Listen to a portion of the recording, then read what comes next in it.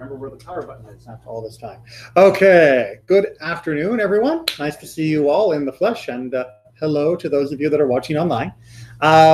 Tonight we're going to continue with one of our segments that looks at a section of the Siddur that will go into more detail about both how the prayers are done as well as why they are done. And this is one that is very, very unusual. It's the Torah service. The Torah service tends to be the highlight of any service. We read Torah on Mondays and Thursdays briefly, and we read it more extensively on Shabbat and holidays. And as I'm sure all of you have noticed, people don't always arrive at synagogue at the start of a service. Sometimes 9:30 comes and we've got a minyan, but not much more. And by the time we get to the Torah service, which is about 10:15 or so, suddenly there's like 4 or 5 times as many people in the room. That's not just because people like to sleep late. People do like to sleep late. But it's not just that. People do aim, it seems, to arrive at the Torah service. There is something special about hearing the Torah read that people say, well, I may be late, but I want to get there for the Torah service. And that instinct is a good one, because the Torah service is meant to be the focus. However, unlike the section that comes before it, Shacharit, or the section that comes after it on a Shabbat, Musaf, the Torah service doesn't have the elements we normally associate with being a service. Right? There is no Amidah, there is no section of petitionary type prayers, or even of set Baruch Atah type prayers. There is no Shema Ve'ahavta with all of its blessings going along with it. It's just this weird collection of different verses and passages that have been sort of put together around the reading of the Torah publicly. So those didn't come together randomly. Now there's one big disclaimer that I have to say at the start, which is different communities around the world, Ashkenazic, Sephardic, Yemenite, Mizrahi, all of them have slight variations on the Torah service, more so than other services. Right? The Amidah is the Amidah is the Amidah. If you go to France, if you go to Argentina, if you go to South Africa, it's going to be the same Amidah pretty much anywhere you go, with only minor variations. If you go into the Torah service, however, there can be much larger changes between one synagogue and another. We'll be going over one of the most common Ashkenazic traditions that are practiced in the vast majority of conservative movement synagogues. I'll point out a few places where there are some more common variations, but just to let you know that if you go into another synagogue and they do things a little differently, you're not crazy and they're not doing it wrong. They're just doing it differently, and that's usually okay. Good? Okay. All right, so the structure of the Torah service, which, by the way, we're going to start in the Siddurim on page 168, can be broken down into a few different pieces. There is the fanfare, the opening of the service. There is the removal, meaning the actual removal of the Torah from the Aron HaKodesh, from the Holy Ark. There is the reading of the Torah, as well as the reading of the Haftarah, if it is a Shabbat or holiday. And there are other blessings, which we'll talk a little bit about. And then there is the return of the Torah to the Ark. All of these components have some prayer or some structure to it, some phrasing, some verses, some quotes, in order to do more than just saying, all right, we're going to read from the Torah. Here's the Torah. Boom. All right, we're on page 4. Bah. We don't do it like that. Technically, we could, but the fact is, for 2,000 plus years, we have found that reading the Torah deserves more than just dropping the Torah on the table, opening it, and starting to chant. And so we may have already talked about how to have an aliyah in one of our past videos. This is everything else. So if you want to know how to do an aliyah, review your YouTube and go back to the having an aliyah one. But this one is all about actually everything else around the Torah service. Good? Okay, so where do we start? Well, with the fanfare. Now, when I say fanfare, this is the section of the service where you could imagine in the old world, guys with long trumpets going whenever the king was about to walk into a room. if you're not so able to imagine kings, what happens when the President of the United States walks into a room? Here's an announcement. Dun, dun, dun, dun, dun, dun, dun, dun, dun, dun. Hail to the Chief is played, right? There is a musical song that is played every time the president is walking into a room formally. I don't think they do it like, when he's just going into the dining room, but whenever he's doing a formal presidential thing, we play a certain piece of music. Why? Because that music, especially dun, dun, dun, dun, dun, is very rousing. It helps get people to look at the office with respect and with grandeur and with glory. And when we are reading from the Torah, before we read from the Torah, we have to remind ourselves of the author, right? That we're not just reading Moby Dick. We're not just reading a book. We are reading a book that was written by God. And that means we use the fanfare to announce the author before we get to the author's books. Same thing going back to the Middle Ages. If you remember all those old Robin Hood movies and such, there'd be some guy going, and then they'd read out an announcement. Bam, that's what we got going in the Torah service, right? This is the, and then the Torah is the reading of the proclamation of the king. Make sense? Okay. And you can hear it. We got a translation here, and you can see, by the way, that all of these lines come from different parts of the Tanakh, that these are not just being invented. They are being borrowed from other parts of the Bible in order to put together this fanfare. And you can hear that it isn't just Ein kamocha v'Elohim Adonai ve'ein k'ma'asecha. We don't read it like that. We don't sing it like that, right? The melodies that we use for this are very powerful. Ein kamocha v'Elohim Adonai ve'ein k'ma'asecha. It's like you're supposed to be, bam, wowed in your seat. This is supposed to remind you of being at Mount Sinai.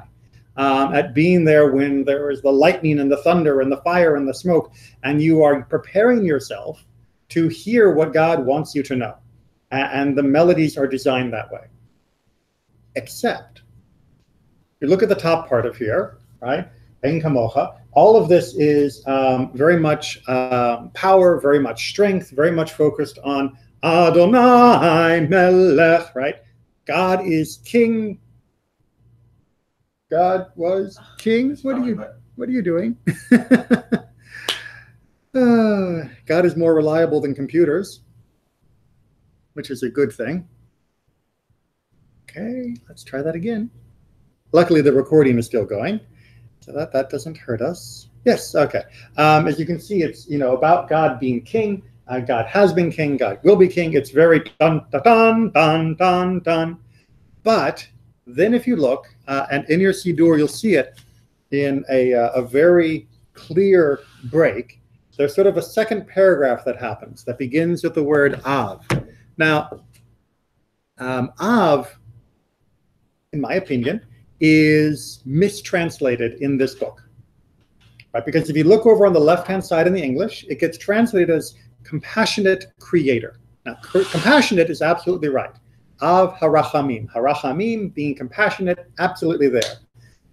Av means creator one step removed. Right? Av is the Hebrew word that means father. And yes, a father is a creator, meaning that a father has children. And in that sense, it's accurate. But it's missing the intimacy that the word father is meant to cause in us. The whole first paragraph is about God being mighty and powerful and strong. And the whole second paragraph is about God being close and caring and loving and taking care of us. And that metaphor of father or of parent is the one that is primary. And when you're in sanctuary, you'll hear the melody shift, right? Because we finish with the Adonai Yivarech et amo v'shalom. Av harachamim heitiv avirtzoncha et Zion. It's like immediately we switch from power mode to lullaby mode, We're going from being at the foot of the throne with God and as the king and all of his glory to being on God's knee, being bounced and taken care of by a loving parent. And that's very deliberate, right? When the rabbis were choosing the different verses, they didn't want us to only have the power verses, and they didn't want us to have only the loving, compassionate verses. They wanted us to have both of them together, because we need to approach Torah with both feelings, that this is the law of the king, and this is also the letter of our parent, the loving instructions of somebody who's trying to teach you how to not get burned on the stove, who's trying to teach you how to drive a car because they love you, not because they're a police officer. And so both parts get put together. Make sense? Okay. We then switch, and this is where it says we rise as the ark is opened, because we then turn to when the ark is going to be opened. Now, on a regular weekday, this is where we start with the Vayehi bin Soa Haaron Vayomer Moshe. That's actually the regular weekday start place for a Torah service. We added all those verses above it in order to use the extra time of Shabbat to really get ourselves in the proper mood, to really think about what it is we are about to do. But this is focusing on what we are about to do.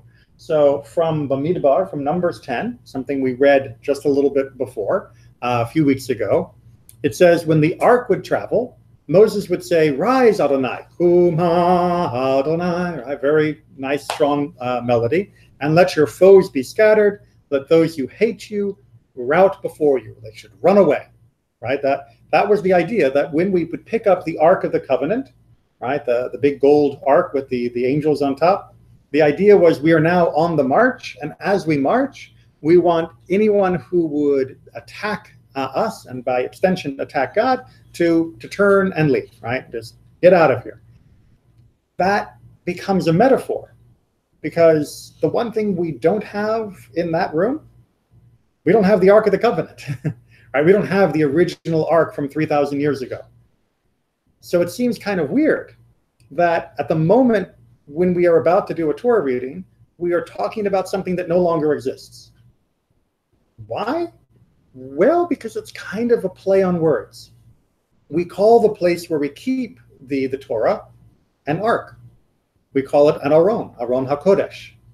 And the idea is, just as the Ark of the Covenant 3,000 years ago would be carried out, and it was a source of strength, a source of protection for our people, a source that a reminder of our connection to God, this Ark, the Torah, is the same. That is a huge, bold statement.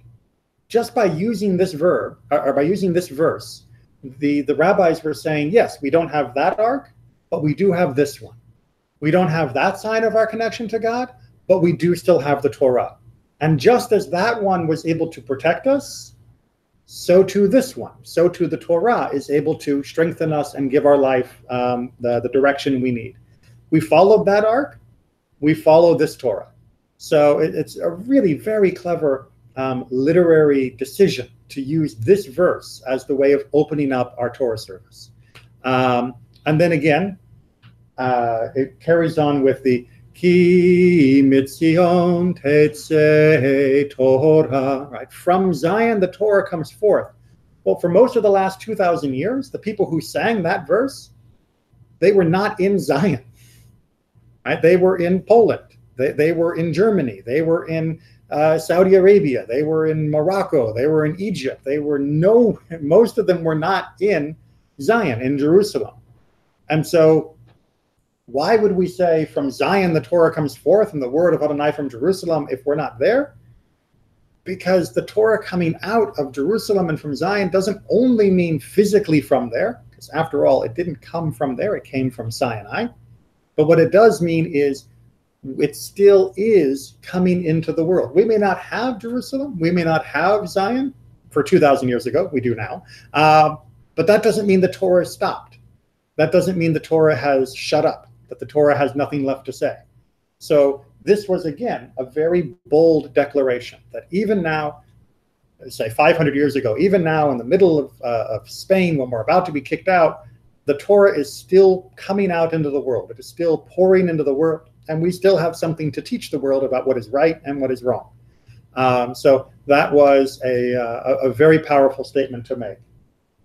And then, blessed is the one who gave the Torah to his people, Israel through his holiness, which is a summary of everything that we've been basically saying here, which is we are thanking God for the source of blessing, which is the Torah, which he gave to us and which allows holiness to be in our lives.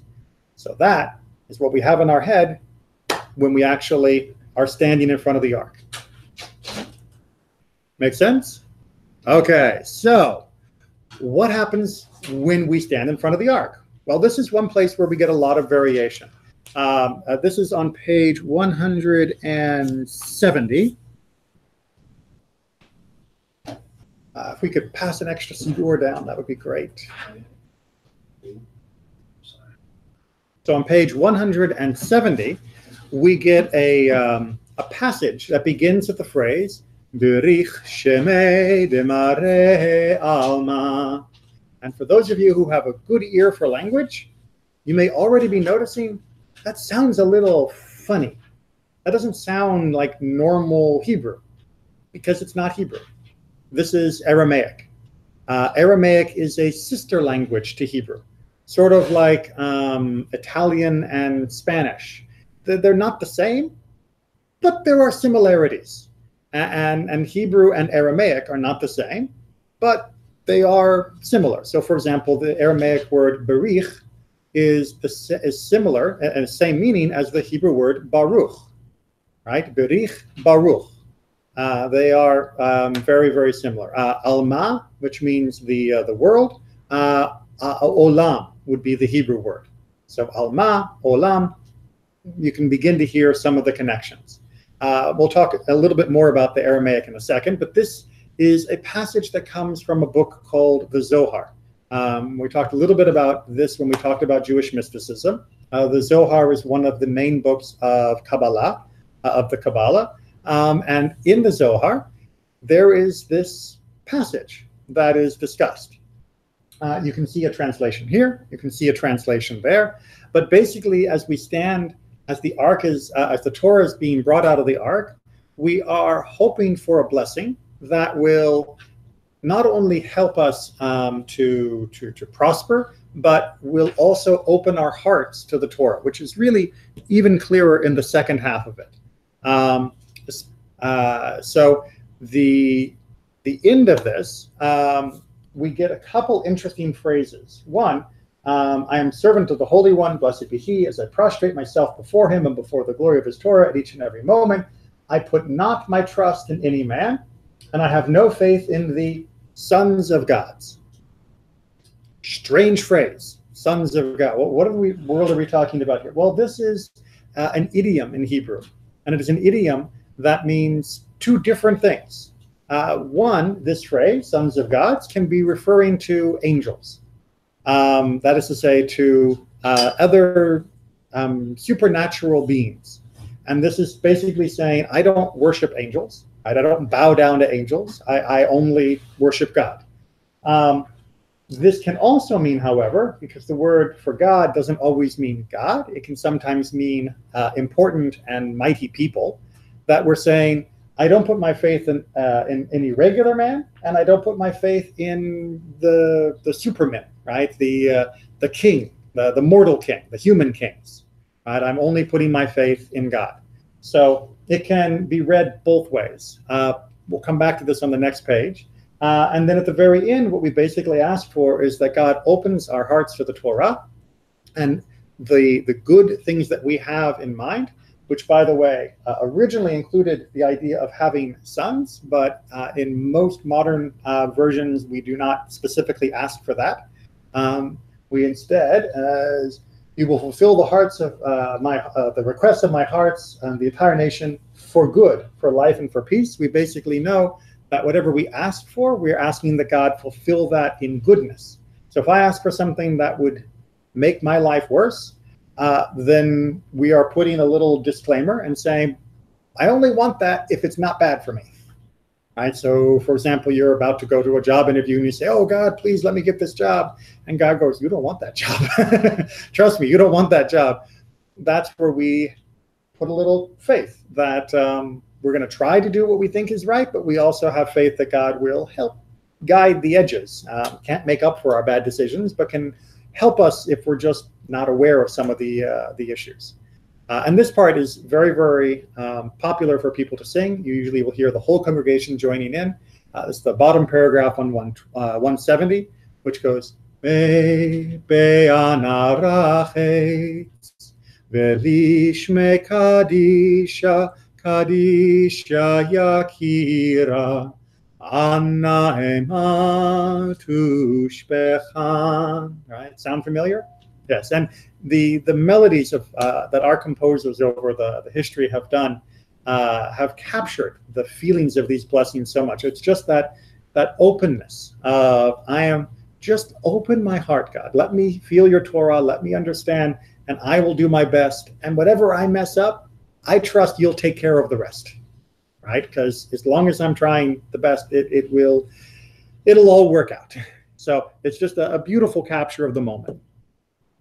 Now, why is it in Aramaic? Well, because the entire Zohar is written in a dialect of Aramaic. That is partly because the Talmud is also written in Aramaic. And the Zohar is meant to be linking us to that type of literature.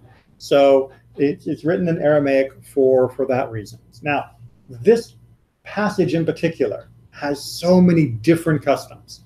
Some congregations don't say it at all, right? Just not at all. Others say it before the Torah is removed. That's what we do. Others recite it after the Torah has been removed. So the Torah is taken out, and then we do Baruch Shemay, and then carry on with the rest of the Torah service. Some only recite it on Shabbat, since the original is in a Shabbat discussion in the Zohar, which, by the way, is our custom. So if you come on a weekday and we're doing Sukkot or we're doing something else, we're not doing Baruch Shemay because it's not on Shabbat. This is linked to Shabbat. But if you go to some other synagogues, they might, and that's okay. And some will omit the phrase that sons of gods because it seems to imply many other things, right? On the one hand, it could imply that there are actually other gods. A bigger issue that in the Middle Ages was there was a very famous Jewish guy that a lot of people called the Son of God. And Judaism wanted to make sure, no, we don't believe in that guy. Right? Jesus was the most popular name for them. So there are some congregations that don't use that phrase at all. So a little editing here and there has been accepted, and doing it or not doing it, it depends on which community you're in. Good? Good. Onward. The Torah is then removed. It is then handed to whoever is going to be carrying the Torah. And on page 171, oh, sorry, I skipped too far. 171, but my Torah. Come on.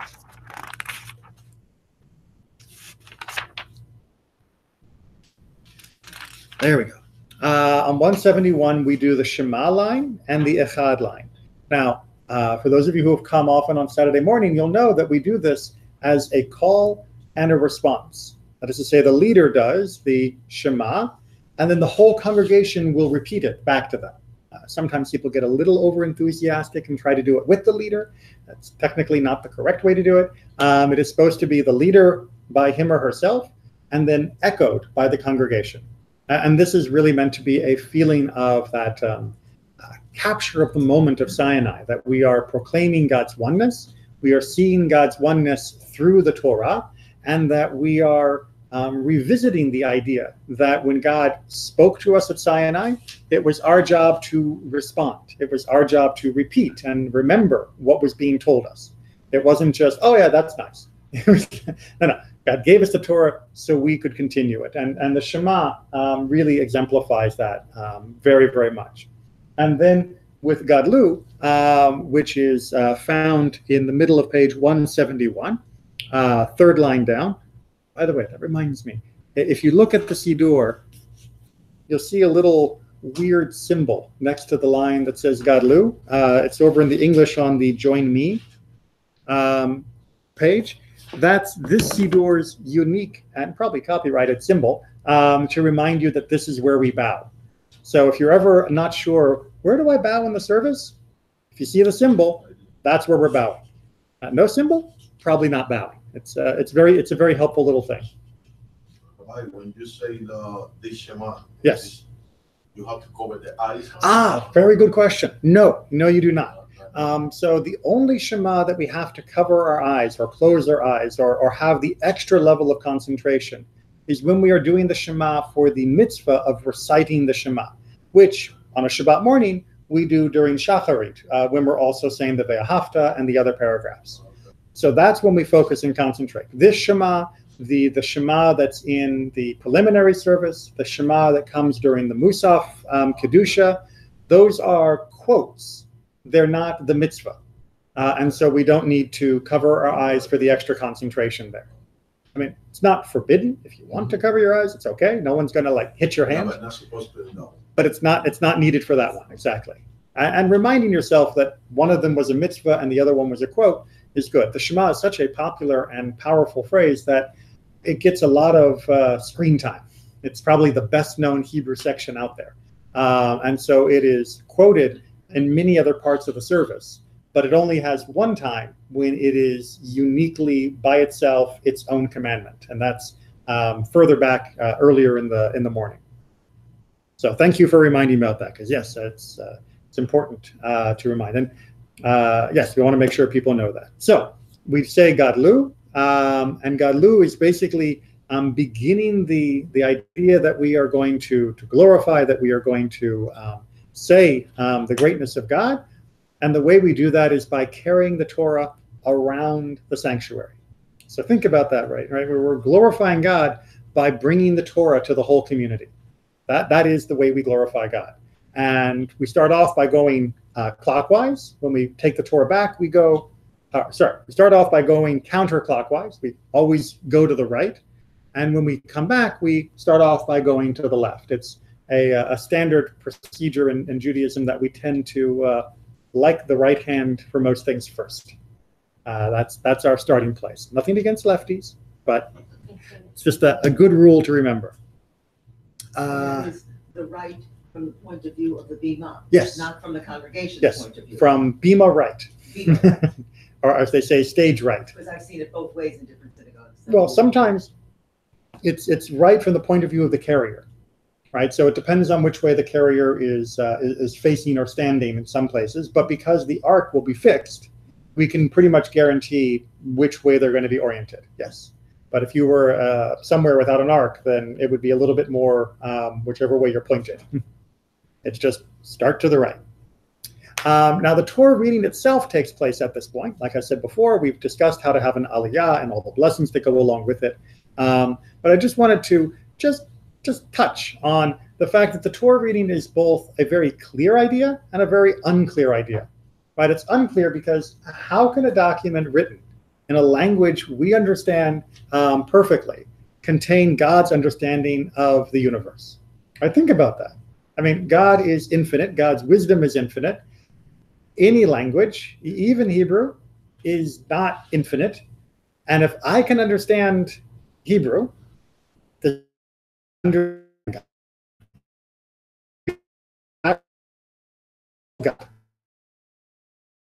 Well, not really all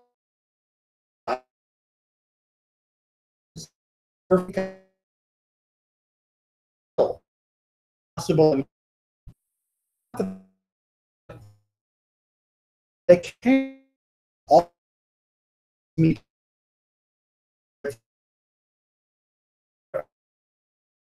Teachers trying to teach you algebra.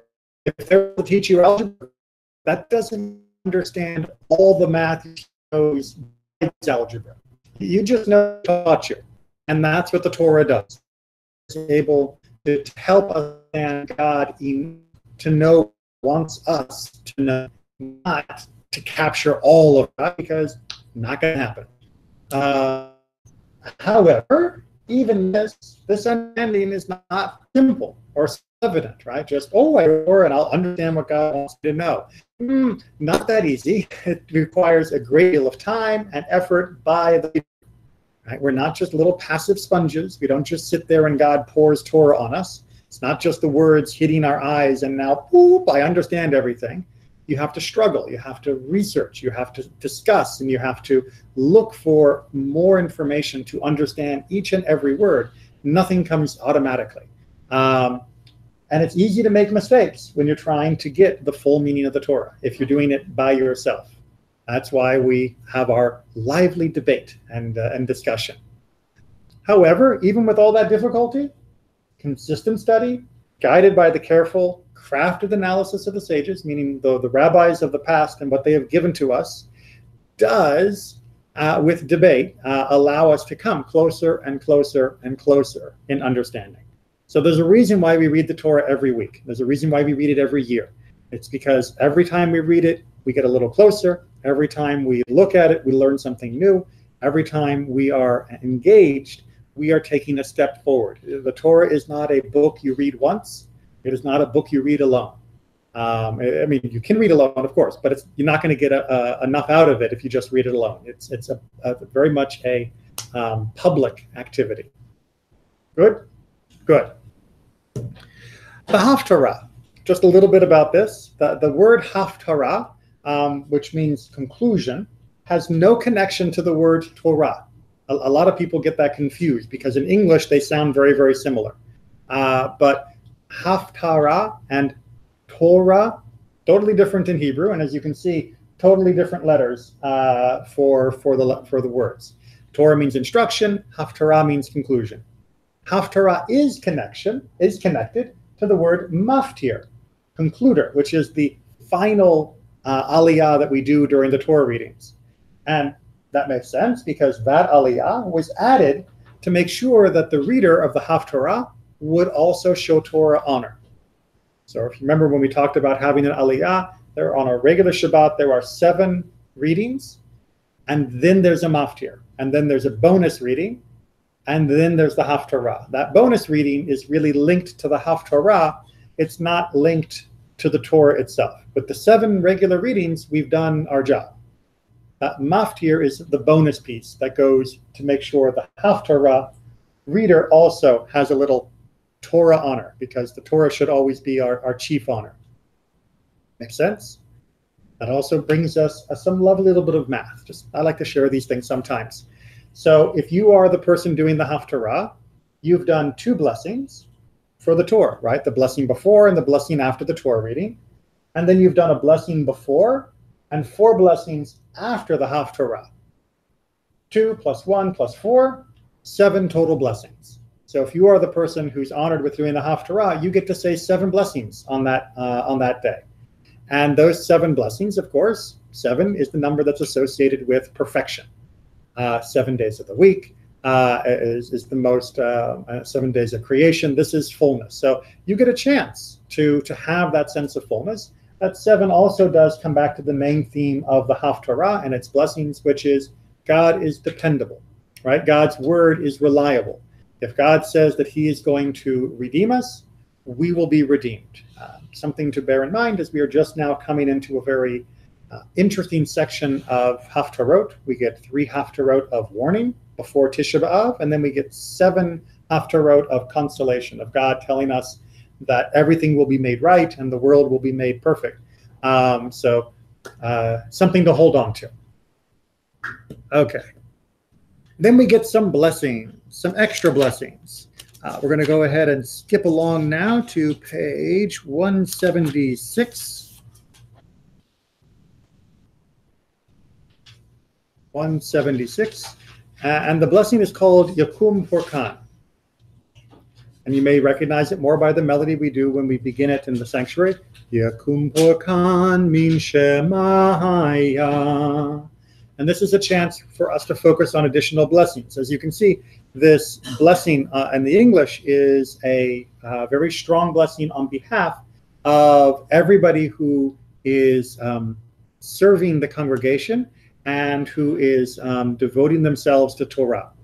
It was first seen in the 1100s, so it's almost 2,000 years old at least, but it was probably written before that in the Babylonian communities, the same communities that created the Talmud and had the Gaonim, the great sages of the early Middle Ages.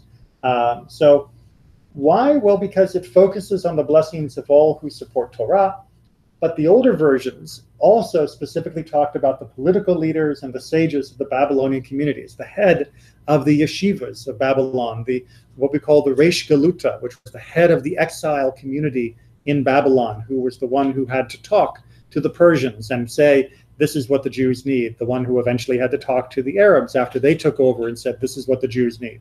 So there were specific mentions of those political and religious leaders in the older versions of Yukum Purkan.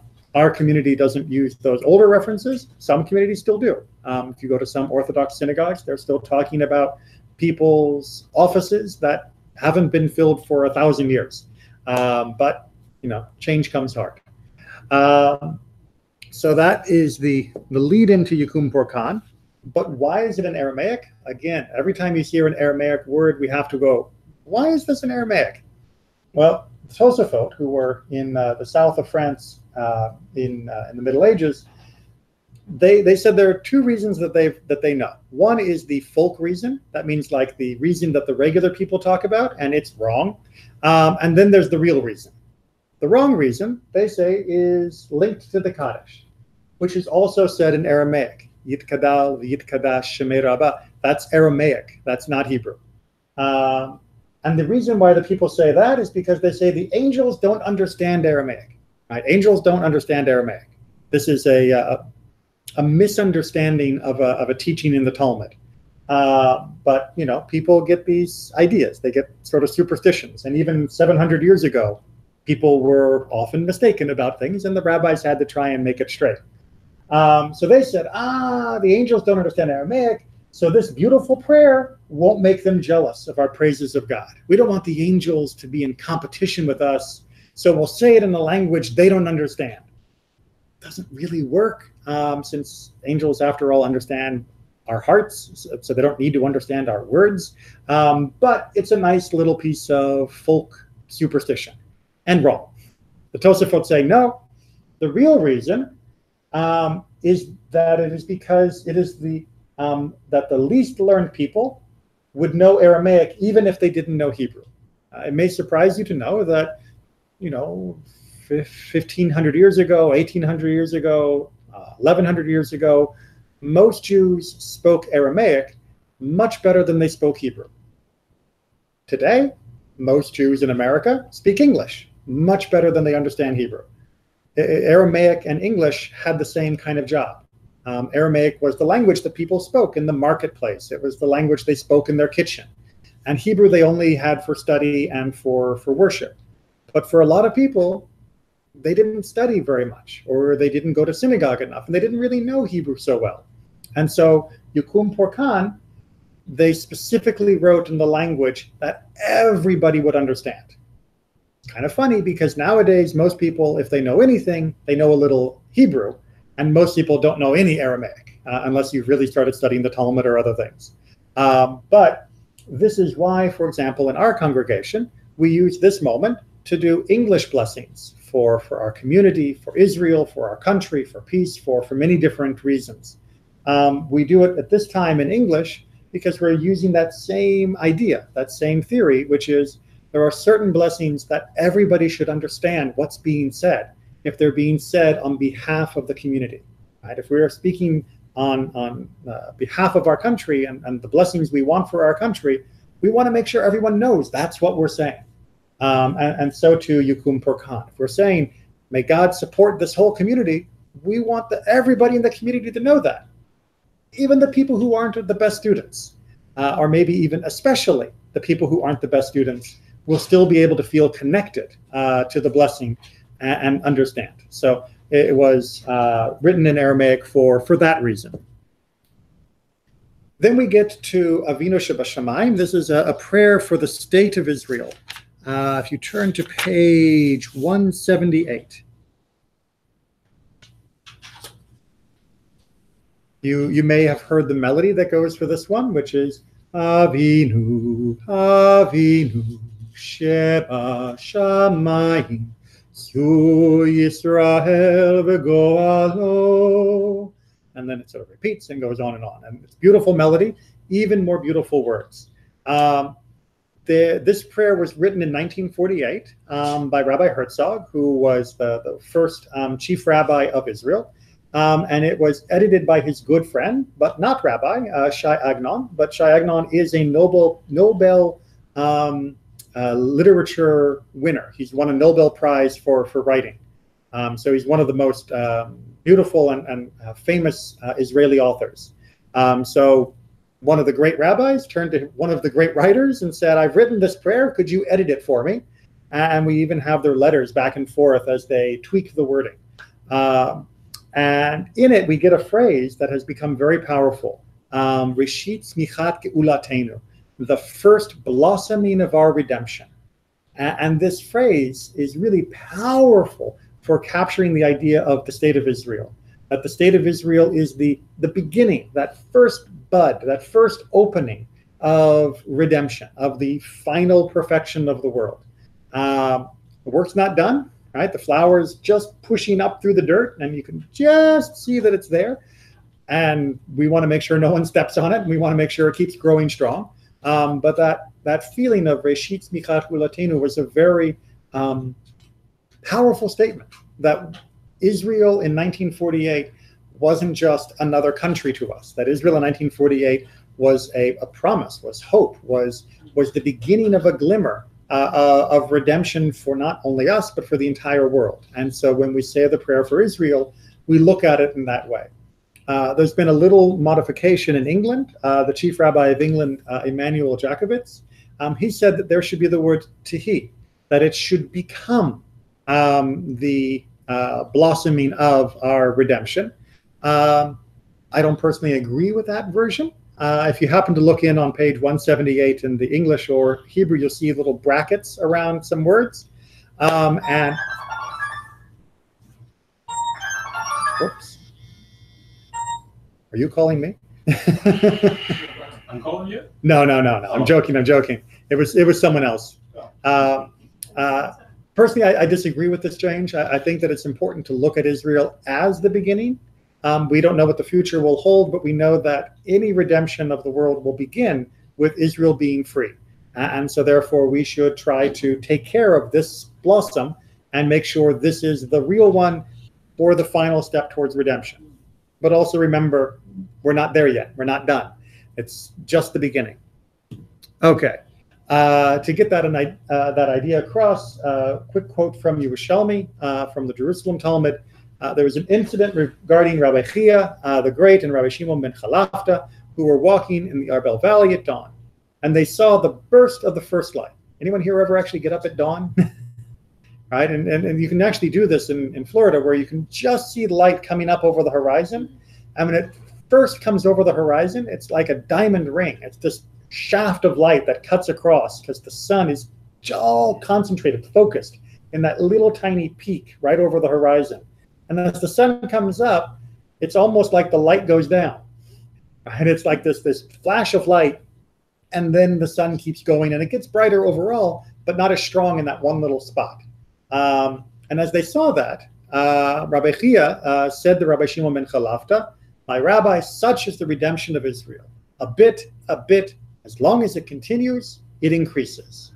Right, so this is sort of the theme, the idea behind the prayer for Israel, that Israel is that bright flash, and now we're hoping the sun keeps coming up and the horizon will get brighter and brighter and brighter, God willing. All right, we return the Torah. We're going to skip ahead to page 100, and this is such a brand new Siddur, the pages don't flip so easily. 182, 183, excuse me. Where with the same strength, the same power that we began, we finish. Hallelu et Shem Adonai, ki niskaf shemo levado. Right, it's that, let us praise the name of Adonai, for his name alone is exalted. And then we carry on as a whole congregation where we go, Hodol al eretz v'shamayim v'keren v'yarem keren leyamo v'yarem keren, right? And he lifted up a horn for his people. That is a weird sentence because we're not talking about horn like a shofar. We're talking about horn like a cow's horn kind of horn, you know, still stuck on an animal's head. Well, remember I talked about translating and all of that stuff before? This is one of those tricky places. Horns on big animals, especially like the big ox and cows of the ancient world that are now extinct, those were symbols of lifting up and being strong and moving forward. And so when we say lift up a horn, it's a symbol of being redeemed, of having your strength brought back to you, of being able to survive. So when it says God will lift up a horn for his people, it's God basically saying, or it's the psalmist basically saying, God will lift us up and carry us forward. And that is what we should be feeling after we've just finished all the Torah reading. Right? We should be feeling lifted up and confident that everything that God has told us and taught us is going to be carried into the future. And then we carry on at the bottom of 183 with Psalm 29. Oh, there we are. Psalm 29 is the psalm that we sing. That's the Friday night version. That's Friday night though. Avul Adonai b'nei Elim. Thank you. Avul Adonai kavod v'hoz. Avul Adonai kevod shemo. Ishtachavu Adonai behadrat kodesh. See, it's that my failure to remember melodies kept me out of cantorial school. That in my voice. But Psalm 29 is a beautiful choice for wrapping up the Torah procession as we march back around the sanctuary.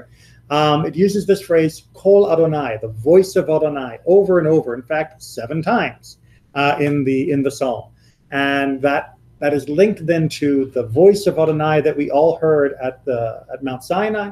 It links us to the idea that the voice of Adonai that we heard in Torah is found in the world, meaning that the Torah and the world are linked. They're built together, right? The Torah is not just for the sanctuary and then out in the real world it's something else, right? The Torah and the world are made in the same way. They are made by the same voice, and therefore they fit perfectly. The Torah also, of course, reminds us, or the Psalm reminds us that the Torah's ultimate goal is for there to be shalom, right? Because the last phrase is that God will bless his people with peace. So it's really a beautiful song to use for that ending. And then we finally get to our end, which is on page 184. Uvnucho yomar. And when it rested, when the ark rested, he would say, that's to say Moses, return Adonai to the myriad of Israel. Now, that may sound a little random, but yep. Where are we? Vayahi bin soa ha'aron. Look at the number. Number is 1035. That's what we started with.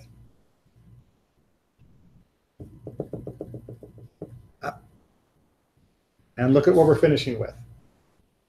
Right, so the brilliance of the sages, they used one verse to start when the ark was lifted up, and they used another verse, the very next verse, for when the ark was put down, and when we are returning the Torah. So they matched it perfectly, and in between those 2 verses, in the Torah, there's no space, right? It's 1035, 1036, but in our Torah service, we squeeze the entire Torah in between, right? So the ark goes up, and it journeys, and the ark rests. The ark goes up, that's the Torah. And that is everything else, all of human existence. And then the ark comes to rest. That's when the ark is closed. So if you didn't have the Torah memorized, you wouldn't know that those 2 verses were side by side in the Torah. And then you'd miss that what we did is we squeezed open those 2 verses, and we've done everything we needed to do in between them. Yeah. It's beautiful when you see it. And again, we even get the idea of kuma, which if you remember at the beginning, kuma Adonai ve'afutsu. Well, we are doing another kuma. It translates better as advance or return, but it still means the rise, which fits very perfectly with that theme of the opening phrase and the closing phrase, and so on. All of these phrases are said by Radak, the great commentator, to have been said by Solomon on the dedication of the temple. Right? Arise, come to your resting place, you and your mighty ark. Your priests are clothed with triumph. Your loyal ones sing for joy. For the sake of your servant David, do not reject your anointed one. So when Solomon dedicated the temple, he was saying this partly in honor of his father, but of course trying to say, God, you've been living, in quotes, in the Mishkan, in the tabernacle. Now you're going to be in the temple, right? You go from resting there to resting here. You go from resting in the tabernacle to resting in the temple. What happens when we say this in our sanctuary? We are making the same statement of saying, you were resting in the temple, now rest in our synagogue. Right? We are saying that there was another step in the Shekhinah of God's presence, that God went from the tabernacle to the temple, and now he's gone from the temple to the synagogue. And God is still here. God is still present. So by using that verse with that idea behind it, it is, again, a very chutzpah idea of saying that even though the temple's gone, we still have God. And we know we still have God. We still heard God. How did we hear God? We just read the Torah, right? We just heard what God wanted us to know. And then all of it, we're going to have to skip that because we're out of time. It's just a great little midrash, but not that important at the moment. For the final section of the return, we say, I've given you a good teaching. Do not forsake my Torah.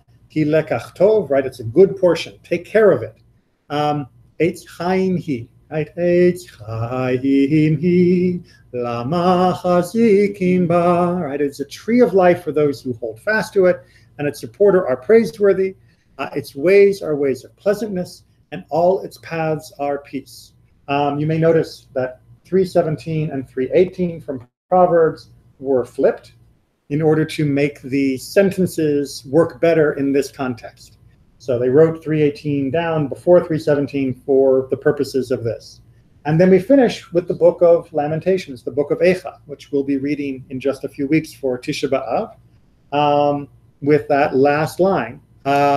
Hashivenu Adonai elecha v'nashuva Chadesh, Chadesh Yameinu, Chadesh Yameinu kekedem. Notice, by the way, Chadesh, not Kadesh. A lot of people mispronounce that because the ch and the k are really linked. It's Chadesh because we are saying renew, make it Chadash, make it new again, not make it holy. Because we've got holiness, right? We're not saying God should make us holy. We're saying God should renew us as we were in the days of old, right? Bring us back in that. And when we're talking about here, we're not talking really about renewing us like sticking us back in a tent again. We mean renew our spirit. Give us that same enthusiasm, that same passion that we had from the first time. So that every time we read from the Torah, we should feel as though we are reading it for the first time and with that same just excitement that we had when we first got the Torah in this world. Good? Good. All right. Thank you all very much. Class next week is as normal.